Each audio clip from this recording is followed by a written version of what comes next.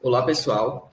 Iremos estudar agora a respeito do rito emergencial adotado pela Justiça do Trabalho em decorrência da pandemia de Covid-19, sobretudo no que compete às regras editadas pelo CNJ e pelo ato CG-JT número 11 de 2020. O grupo é composto por Arthur Tavares, Brenda Borba, Débora Donida, Denise de Farias, por mim, Douglas Janté, Erivan Almeida, Francisco Mateus, Maiara Luana e Vitória Luiz. Antes de entrarmos efetivamente no contexto jus-laboralista e desenvolvermos seus principais aspectos e desdobramentos teóricos, crucial se faz análise da doença em si, da patologia Covid-19, cientificamente conhecida como SARS-CoV-2. Por volta de meados dos meses de fevereiro e março, em 2020, quando efetivamente a doença começou a se alastrar pelo planeta, a BBC assim se posicionou, abre aspas. Um vírus desconhecido pela ciência até há pouco vem causando uma doença pulmonar grave em centenas de pessoas na China e já foi detectado em Estados Unidos, Taiwan, Tailândia, Japão, Coreia do Sul e Macau. Fecha aspas. Ademais, a BBC não perdeu tempo e logo em seguida também comentou acerca dos principais sintomas envolvendo a respectiva doença de Covid-19. Abre aspas. O vírus causa febre, tosse, falta de ar, e, em casos mais graves, pode evoluir para pneumonia e síndrome respiratória aguda grave, ou causar insuficiência renal. Fecha aspas. Interessante também se faz notar o ponto de vista da transmissão da doença. De que maneira, efetivamente falando sobre o viés biológico, a doença se desenvolveu? Bem, é possível que a SARS-CoV-2 tenha surgido da combinação genética e da seleção evolutiva do coronavírus, que atingem morcegos e pangolins. Existem diversos tipos de coronavírus. Porém, especificamente falando, aqueles coronavírus que se desenvolveram no corpo dos morcegos e de pangolim, que é um mamífero originário, para quem não conhece, um mamífero originário da China, mas também é encontrado em regiões da Ásia e da África. Esses dois teriam sido os principais vetores da doença que, porventura, pouco tempo depois, já estaria circulando no corpo humano. Então, nós temos aí o morcego e o pangolim como os principais vetores da Covid-19, da SARS-CoV-2. Ademais, um grande virologista da Universidade de Nottingham, uma das mais conceituadas do planeta, que está localizado no Reino Unido, assim se manifestou, abre aspas, se tivéssemos em mente as epidemias passadas e se este é um novo coronavírus, ele terá vindo de um outro animal, fecha aspas. A partir de agora, temos um arcabouço teórico, do ponto de vista científico-biológico, suficiente para que possamos verificar, ademais, os principais desdobramentos teóricos a respeito da justiça do trabalho vinculada à temática da Covid-19. Apesar da pandemia e as restrições por ela impostas, muitos serviços considerados essenciais teve que ter sua continuidade. E a prestação jurisdicional foi uma delas, principalmente porque aumentaram os conflitos entre as pessoas e instituições, e a justiça era o responsável por dar a palavra final sobre as questões que vieram levadas, Então, para que isso fosse efetivamente feito, o Conselho Nacional de Justiça, junto com os demais órgãos da Tribunal de Justiça, e principalmente aqui a Justiça do Trabalho, adotaram medidas para que essa prestação jurisdicional não fosse interrompida e fosse efetivamente feita, realizada e disponível. Então, essas medidas serão melhores destacadas agora pela próxima colega que trará cada uma delas. Vale destacar que, para continuar com sua atividade jurisdicional diante do cenário atual da pandemia e o consequente distanciamento social, a Justiça do Trabalho precisou se reinventar. Ela se viu na missão de preservar, de um lado, as garantias fundamentais de acesso à justiça, a duração razoável do processo, a continuidade da prestação jurisdicional, que não pode sofrer paralisação, dada a sua importância, e, de outro lado, também, preservar o direito à vida e à saúde das pessoas que necessitam de sua prestação. Então, o objetivo era encontrar um caminho que permitisse o transcurso das ações judiciais dentro da realidade do isolamento, assegurando às partes o contraditório e a ampla defesa no processo. Por isso, os tribunais do trabalho adotaram a utilização de meios tecnológicos a fim de viabilizar as atividades jurisdicionais. E assim como todos os outros ramos do judiciário brasileiro, ela teve que montar um modelo interino de acesso à justiça, adaptado à realidade do distanciamento social. Então, além da impossibilidade de trabalho presencial de seus servidores, que se viram subitamente tendo que realizar trabalho 100% remoto, havia também a incerteza acerca da realização de um dos momentos mais importantes numa ação trabalhista, que é a audiência. Vale destacar aqui que a Justiça do Trabalho possui uma tramitação processual reconhecida por sua celeridade, e o ato que em muito contribui para isso é justamente a audiência, dado que é um momento processual que permite uma grande concentração de atos. Por isso, a inexistência de possibilidade prática de prosseguimento normal das audiências, por exemplo, por conta da segurança das pessoas envolvidas, resultaria num atraso significativo do trâmite processual.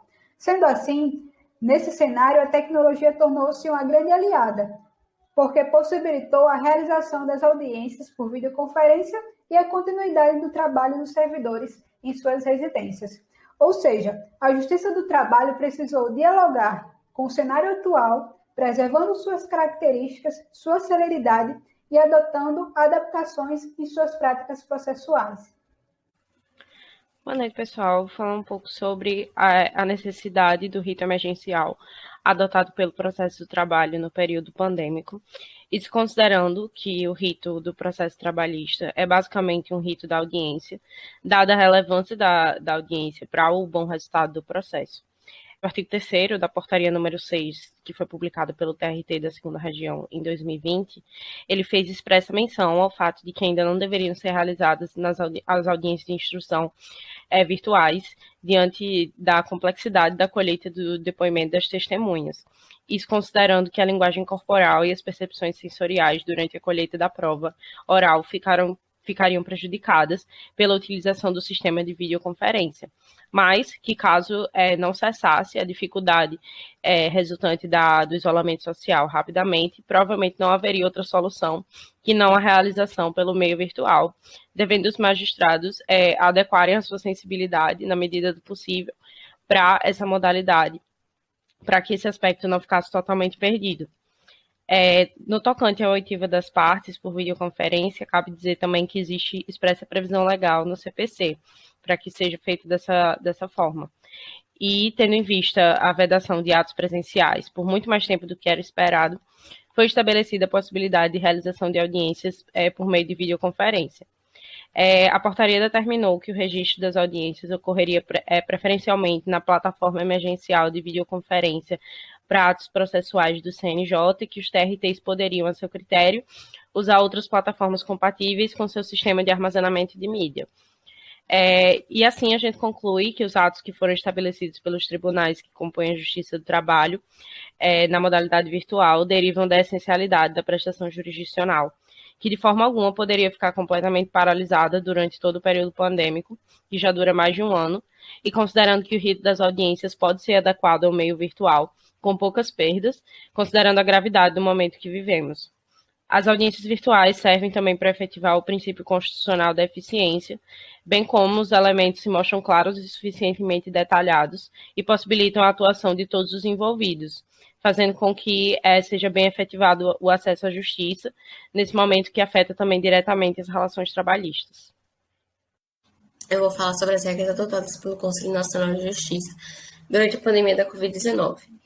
Eu trouxe aqui algumas resoluções editadas pelo CNJ, contudo, durante o ano de 2020 e 2021 foram editadas diversas portarias, resoluções e recomendações acerca da manutenção do sistema judiciário nesse contexto da pandemia da Covid-19.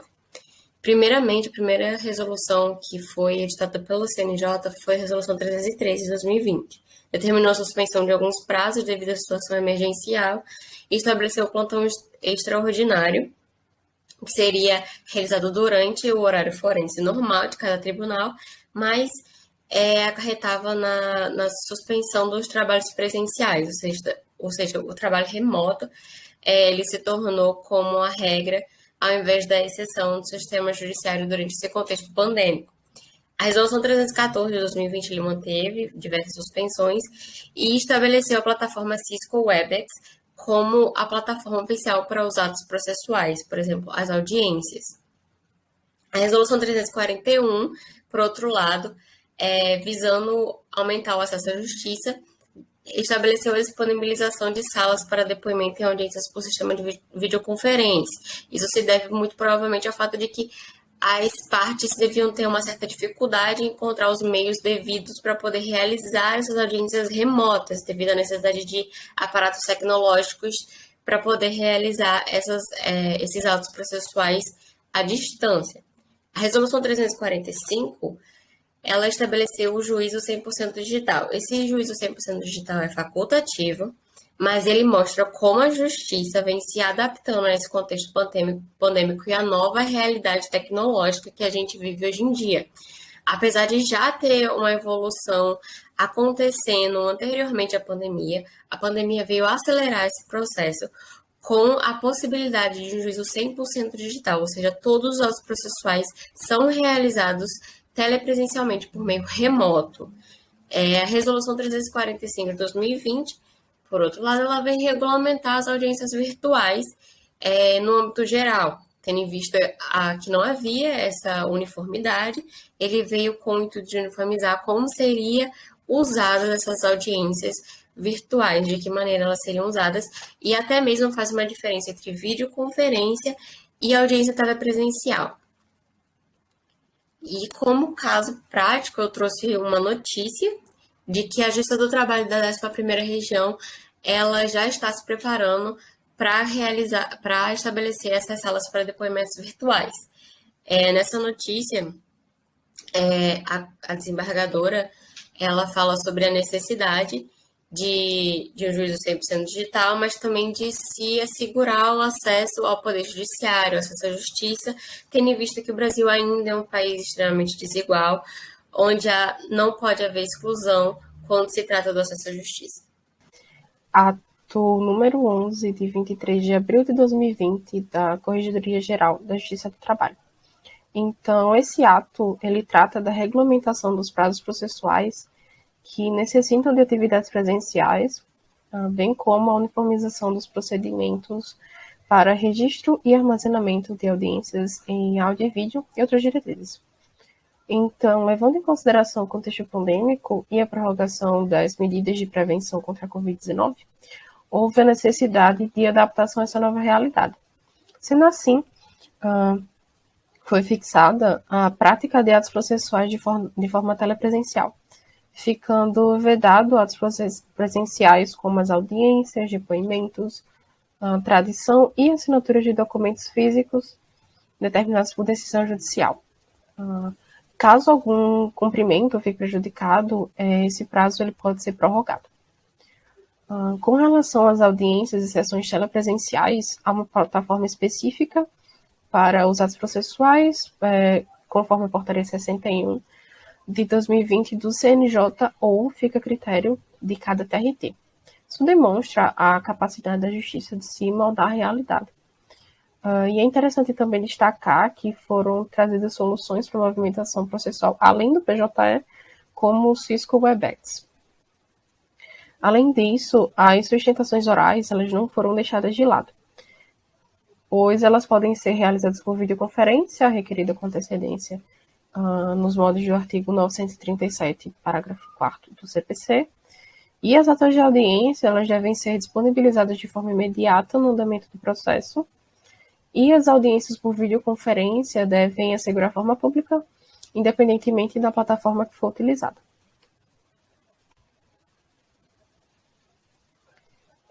No caso de atos processuais que não puderem ser praticados dessa forma, por impossibilidade técnica ou prática, devidamente justificada nos autos, eles poderão ser adiados após decisão fundamentada do magistrado.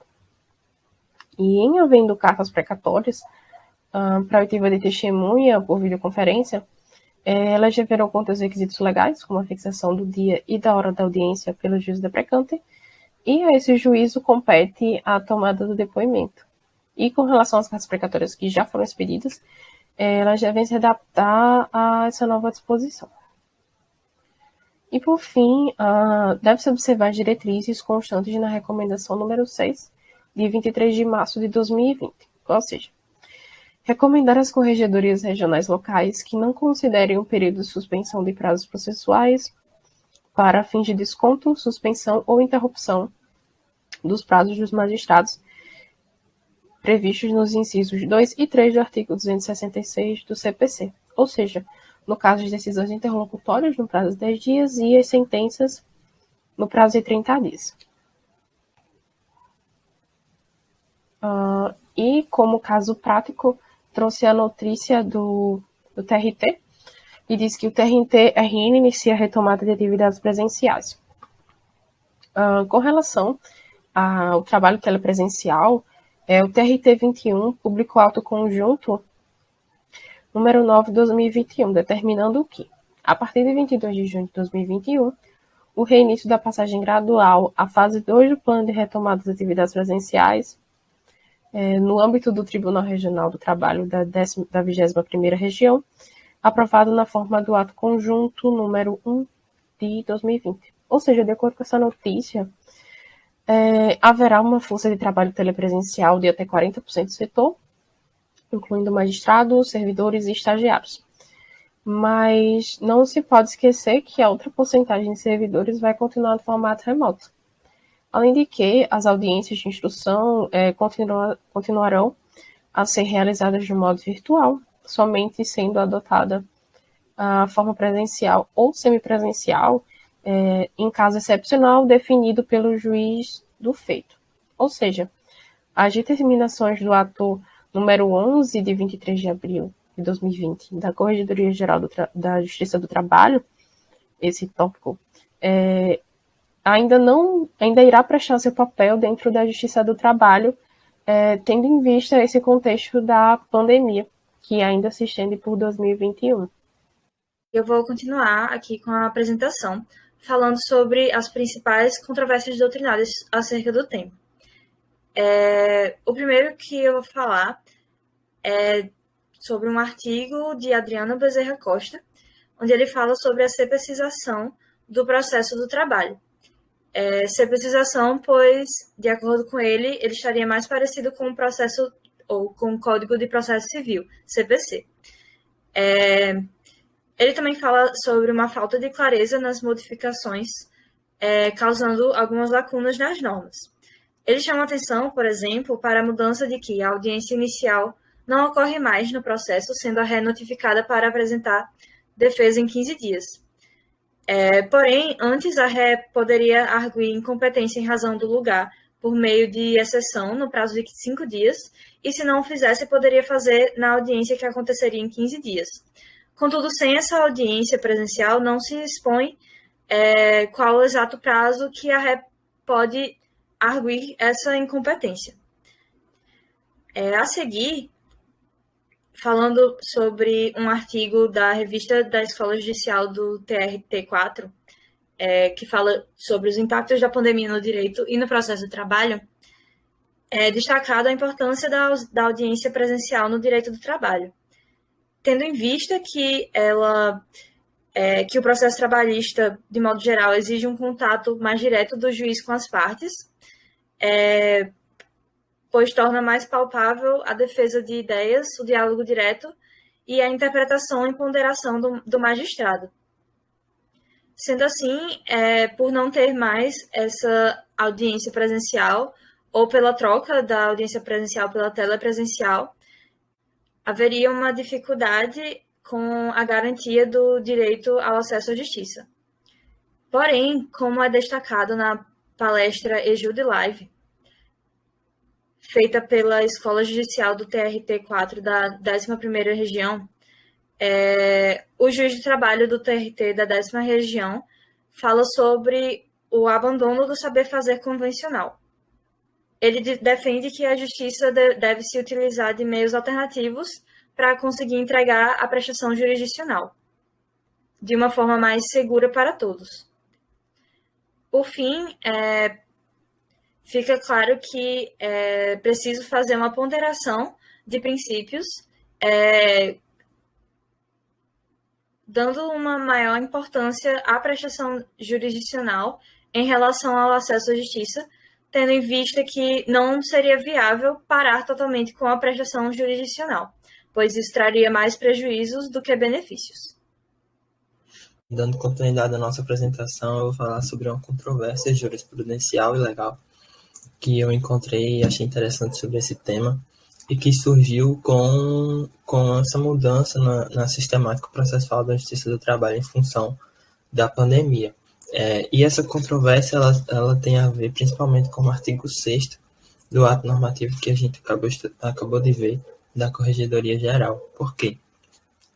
Esse artigo ele abre a possibilidade de aplicação no processo do trabalho do artigo 335 do Código de Processo Civil.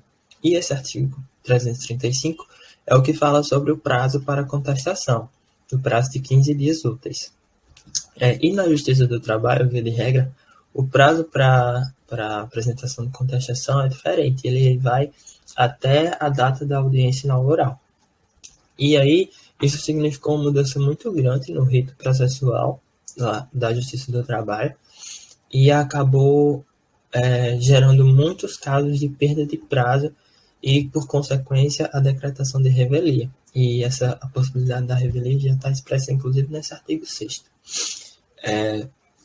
E isso foi interessante porque esse ato ele vai colidir frontalmente com a resolução do TST, uma resolução mais antiga, de 2016, portanto, sem o plano de fundo da pandemia, né? Mas que falava expressamente que não se aplicava ao processo do trabalho o artigo 335 do Código Civil, Código de Processo Civil, com prazo para a contestação.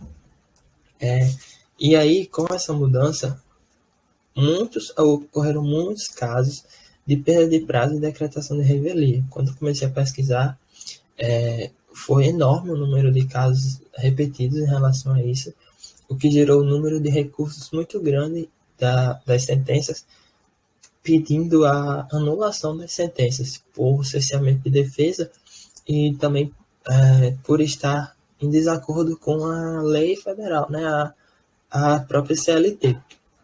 E nesse caso que eu trouxe aqui, apenas para ilustrar, porque é apenas um exemplo de vários, o advogado suscitava justamente isso, a resolução do TST e esse cerceamento de defesa de não cumprir a lei a CLT. Mas nesse caso, e assim como nos outros que eu vi, os juízes estão todos ratificando o ato da Corregedoria Geral e aplicando, sim, o prazo do artigo 335 do Código de Processo Civil. Por fim, ao longo do trabalho, podemos observar que, diante das dificuldades que foram impostas pela pandemia, a Justiça do Trabalho precisou se reinventar para conseguir manter o seu funcionamento e, dessa forma, garantir o acesso à justiça, mas sem que se colocasse a vida e a saúde das pessoas em risco. Por isso, foram adotados meios tecnológicos para tentar viabilizar esse funcionamento. Então, as atividades presenciais foram suspensas e uma plataforma online passou a ser utilizada para as audiências, sendo publicadas diversas normas para regulamentar essa nova forma de trabalho. Contudo, essa mudança também trouxe desafios juntos com ela. Alguns problemas que ocorreram foram lacunas nas normas e, principalmente, a dificuldade de acesso, uma vez que pessoas com certas vulnerabilidades podem não ter o equipamento necessário para participar das videoconferências. E, além disso, essa virtualidade das audiências causa um distanciamento entre o magistrado e as partes, o que pode dificultar tanto o diálogo quanto a sua interpretação e ponderação sobre os casos. E, com isso, o juiz pode acabar proferindo decisões injustas, justamente por causa dessas dificuldades. Porém, deve ser feita também uma ponderação entre os princípios do acesso à justiça e da prestação jurisdicional, uma vez que seria muito mais prejudicial caso houvesse a suspensão dos processos até o fim da pandemia e da necessidade de isolamento social. Por fim, agradecemos a atenção de vocês. Aqui estão as referências que utilizamos para a elaboração do trabalho e nos dispomos a sanar quaisquer dúvidas ou questionamentos que surgirem. Muito obrigado.